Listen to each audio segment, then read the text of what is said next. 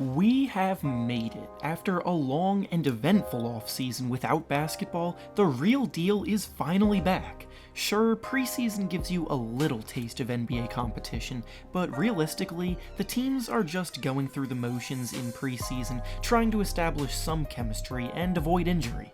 With the season finally beginning, there will more than likely be a crop of players elevating their games to much higher levels than prior years, set to break out in a big way. This brings us to the topic of today's video, where we'll be discussing 9 players that I think are set to have major breakout seasons this year for their teams and possibly being in the race for most improved player. Before we get started though, make sure to like the video and subscribe to the channel, as all support is very much appreciated. Now with that being said, let's begin. This list isn't in any particular order, so don't take this as a ranking of these players, but the first player on this list that I believe is set to have a big-time breakout season is De'Aaron Fox of the Sacramento Kings. Fox had a pretty big breakout season already last year, but I think he was only barely scratching the surface of what he can be. His blazing speed is already proving to be a problem for opposing defenses. He seemed to get more and more comfortable as a floor general as the season progressed, and with another offseason under his belt where he undoubtedly worked hard on his game, I can see him taking a leap into all-stardom, despite playing in a quite stacked Western Conference. He had pretty good averages of 17 points and 7 assists per game on pretty good shooting splits, and this year, it wouldn't shock me if he comes close to averaging 20 and 10 in those categories. The next player that I believe is set to break out in the 2020 NBA season is Bam Adebayo of the Miami Heat. Bam's been a reliable backup to Hassan Whiteside for 2 years now, but with the team having traded Whiteside to the Trailblazers this summer, Bam's ready to step into the starting spot full time, and because of this, he should be ready to contribute much more as a result of being more involved. As a big man, he's very versatile on defense both inside and out, which is huge in today's NBA, where teams oftentimes rely on switching on screens, leaving big men having to guard on the perimeter for some portions. He has great instincts, agility, and length, and really holds his own well. Offensively, he's a powerful finisher at the rim who likes to dunk the ball when he can, and is even a pretty underrated passer for a center. He only averaged 9 points, 7 rebounds, and 2 assists last year, but now that he's the guy in the middle from the jump, I could easily see him scoring about 15 points, grabbing 10 rebounds, and dishing out maybe 3 or 4 assists per game. Next up on this list of favorable breakout candidates is Collin Sexton of the Cleveland Cavaliers.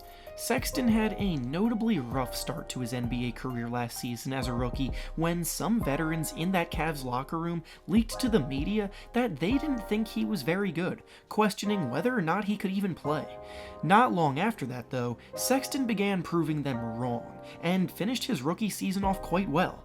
He may not have gotten much attention for his performances like the Luka Doncic's and Trae Young's did because of the Cavaliers being pretty bad and uninteresting, but on the season as a whole, he averaged almost 17 points per game while shooting the ball 43% from the field and a very impressive 40% from 3. He has a terrific motor for a guard, playing in non-stop attack mode, and based on what he's already shown, I really like his chances to take a big leap from year 1 to year 2. The next player up due for a big breakout next year is Shai Gilgeous-Alexander of the Oklahoma City Thunder.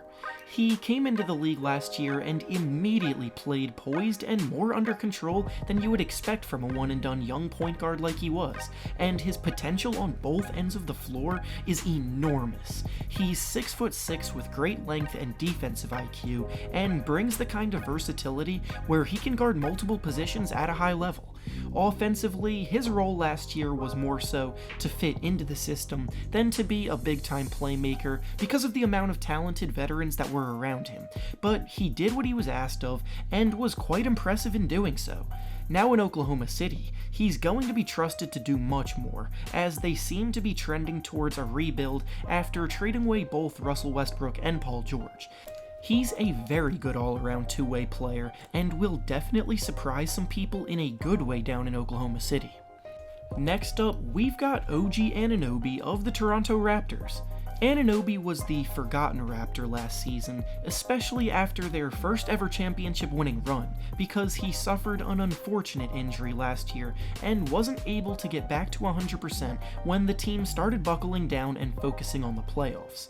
Now he's not only back healthy, but he's got some major shoes to fill on the team with Kawhi Leonard leaving them, and while he's not going to be able to replace Kawhi's production, he will do a good job being himself and elevating his game. Anunoby excels on defense, being 6'8" with a 7'2" wingspan, and offensively, he's a pretty good spot-up shooter and slasher off the ball. He falls more under the category of 3-and-D player than potential star, but he has the tools to be one of the best 3-and-D players in the league.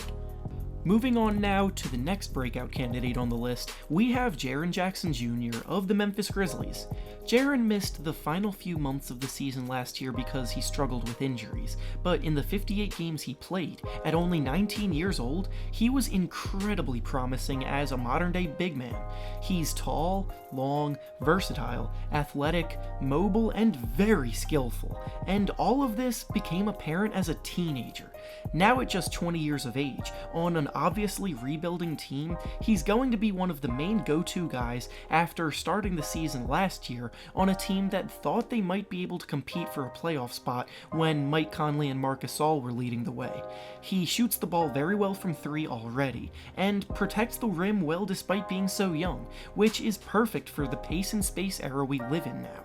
Him and rookie Ja Morant should be a ton of fun to watch this season, giving Memphis fans something to be excited about at a time when they likely won't be winning many games.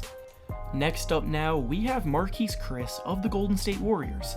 Chriss has had a pretty slow start to his career 3 seasons after getting drafted in the top 10, but this offseason, it seems like something has finally clicked with him. He's working well in the pick and roll, finishing strong at the rim, and fitting in on this new look Warriors team that needs all the help depth-wise that it can get. The Warriors have been so impressed with him so far that they actually waived Alfonso McKinney, who was a regular part of their rotation last season, so that's definitely a good sign. Both of the Warriors centers are currently injured, so Chriss will have the chance to step up right away, and if he makes the most of it, then his career will hopefully begin to get back on track. Next up on this list, we have Jonathan Isaac of the Orlando Magic. Isaac was drafted as a bit of a project a few years ago because his physical tools and defensive potential were so obviously there, and now heading into year 3, I think this could be the season we see him truly dominate the defensive end of the floor. He's 6'10", but moves around like a guard, and can make big-time plays protecting the paint. His defense has already been turning heads early in his career, but the offensive end is where we'll see just how good of a player he can become, because that's where the project was. He has yet to average double-digit points in a season, but this year, I think that changes in a big way, and I can easily see him putting up at least 15 per game. And finally, the last player on this list of potential breakout candidates for the season is Thomas Bryant of the Washington Wizards. Bryant had a pretty under-the-radar season last year because, outside of Bradley Beal, the team was just pretty disappointing and uninteresting. One of the few things that turned out well for them, though, was the fact that Bryant established himself as a real player, and now going into this season, I like the chances of him building off of that momentum. He averaged a nice 10.5 points and 6.3 rebounds per game last year at center, but the thing that catches the eye about him is the fact that he actually had the best shooting percentage on 2-point shots in the entire NBA. He plays with big-time aggression and intensity in the paint, and will always look to throw one down on an unsuspecting defender. He doesn't back down from any challenge, and his motor is what makes him such a good player this early in his career. He even has a strong face-up game, and this year on a team without many expectations and with a bigger green light, I think he's going to be able to put up much bigger numbers. And with that being said, that's all I have for you today. Make sure to like the video, subscribe to the channel, and comment down below who some of your breakout candidates for the 2020 NBA season are. Thanks for watching, and I'll see you all next time.